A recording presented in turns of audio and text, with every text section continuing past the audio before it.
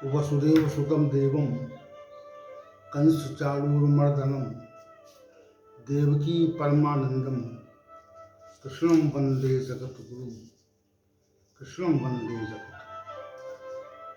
कृष्णाय वासुदेवाय हरे परमात्मने प्रणत क्लेश नाशाय गोविंदाय नमो नमः गोविंदाय नमो नमः।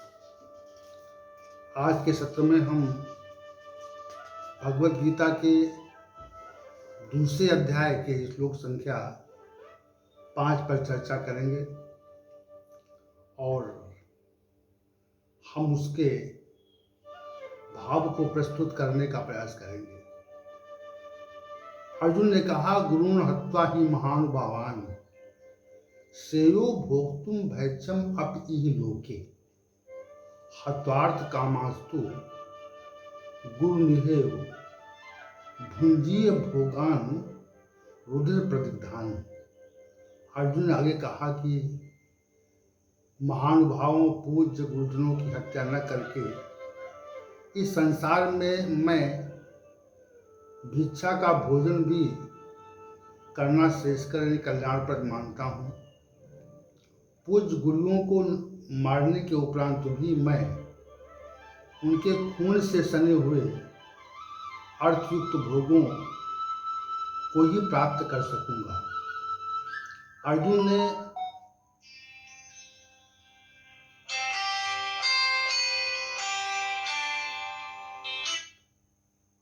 उपरोक्त श्लोक में जो भाव प्रकट किए हैं, अतः कहा कि पूज्य गुरुओं की मैं हत्या करने का इच्छुक नहीं हूँ और ऐसा अवसर प्रकट हुआ कि मैं भिक्षा मांगकर, हाँ बोलो बोलो, हाँ बोलो जी बोलो, क्या बात है? कुछ हम काम करें, बात करें 10 मिनट बाद।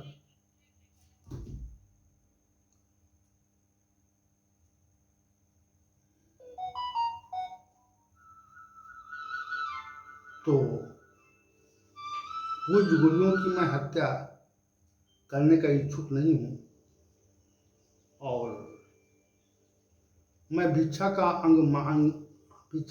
मांग कर भी जीवन का निर्वाह कर लूँगा। एक राज परिवार में जन्मे व्यक्ति के लिए भिक्षा मांगना ही सबसे निकृष्ट कार्य है और इस निकृष्ट कार्य को करने के लिए भी वो कह रहा है तथा जीवन निर्वाह हेतु भिक्षा के अन्न से अपनी जीवन यात्रा तय करना चाहता है, परंतु वो अपने पूज्य गुरुओं को मारने का इच्छुक नहीं है। भिक्षा मांगकर जीवन का निर्वाह करना श्रेष्ठ है, उचित है, धर्म संगत है, पर गुरुओं को मारना अनुचित और अधर्मयुक्त है।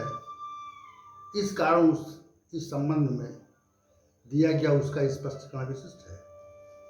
आज वर्तमान में व्यक्ति भिक्षा जैसा निकृष्ट कार्य नहीं कर सकता, पर वो अधर्म के मार्ग पर चलकर धन संपत्ति और प्रतिष्ठा पाना चाहता है। उसे कितना ही अधर्म करना पड़े पर उसे धन संपत्ति पद प्रतिष्ठा मिल जाए।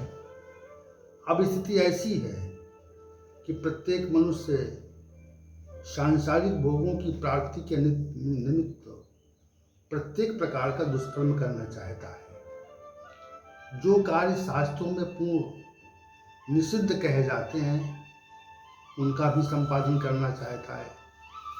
वो अधर्म के कार्यों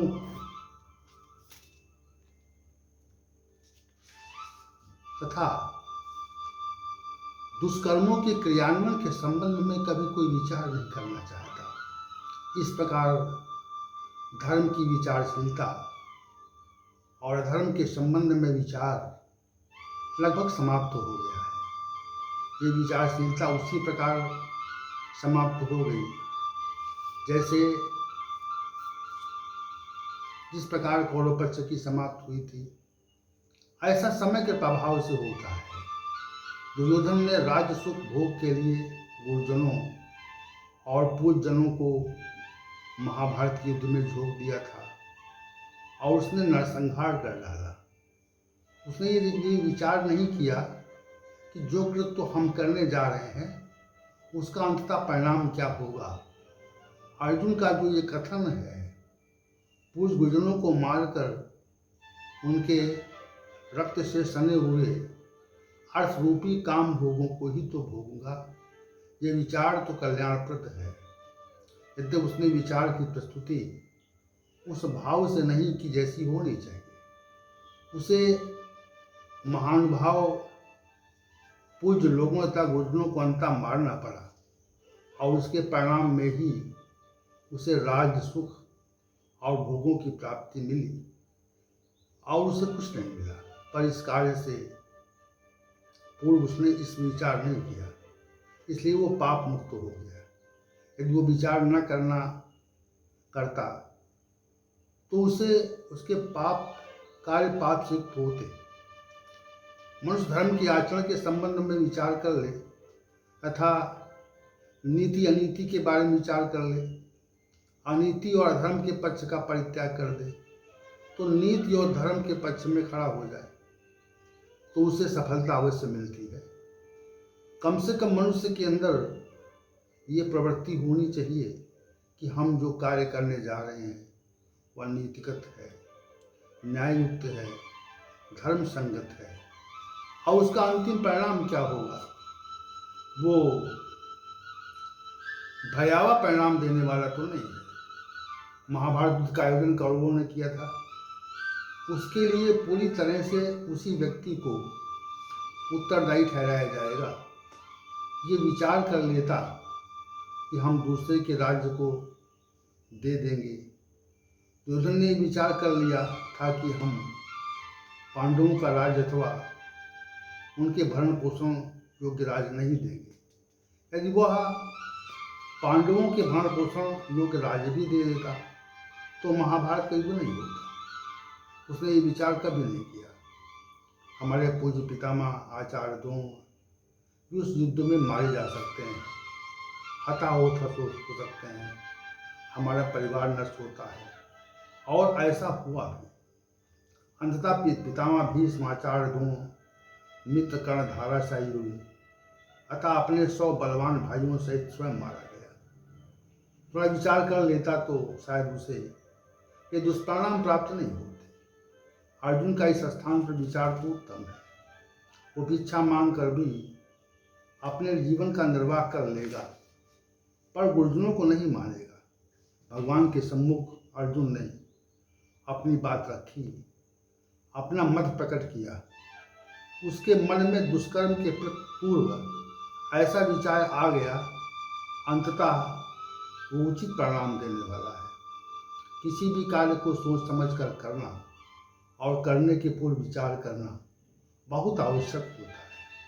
जैसा बोलने की पूर्व सोचना पड़ता है कि हम क्या करें और क्या न करें। विचारशील पुरुष इस पर विचार करते हैं, सोचते हैं। विचारहीन मनुष्य नहीं सोचते और दुष्परिणाम भोगते हैं। ये स्थिति यहाँ पर है। अर्जुन के मन में जो विचार आया कि हमें गुरुजनों को नहीं मारना चाहिए अतः उसके स्थान पर भिक्षा मांग कर जीवन का निर्वाह करना चाहिए, ये कल्याण का साधन भी है। और परंतु इस स्थल पर कुछ पृथक स्थितियाँ हैं। अधर्म से युद्ध जैसी स्थिति, जैसी बात है। अर्जुन के इस विचार को श्री भगवान ने मान्यता प्रदान नहीं की, वो पृथक तथ्य है। उसको मान्यता न देने का आधार भी है। धर्म संगत युद्ध में वे करना चाह रहे हैं क्योंकि धर्म युद्ध से ही पापों का क्षय होता है, कल्याण की प्राप्ति होती है। इस कारण भगवान के विचार से भगवान श्री उसके विचार से सहमत नहीं, असहमत हैं। पर अर्जुन के मन में आए दूसरे विचार को भी अगले श्लोक में आप श्रवण करेंगे। तो आज के सत्र को समाप्त करते हैं। कल हम श्लोक संख्या 6 पर विचार करेंगे। ओम शानावतु शानो भुनक्तु शावीर्यं कर्वावहै यस्मिनावधीतमस्तु मा विद्विषावहै। ओम शांति शांति शांति।